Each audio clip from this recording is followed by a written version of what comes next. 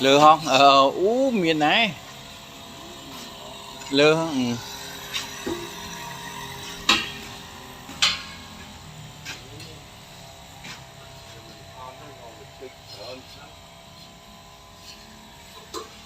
nghệ hơn đó nè nhưng mà làm nó đo lên kia đã shop ấy pin pin shop đâu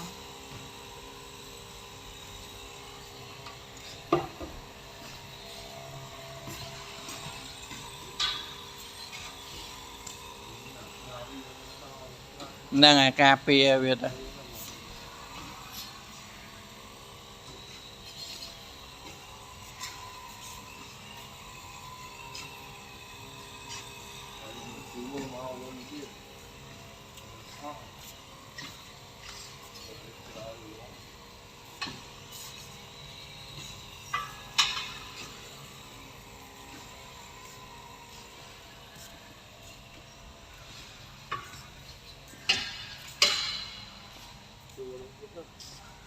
dạ nó ta khỏi với anh chăng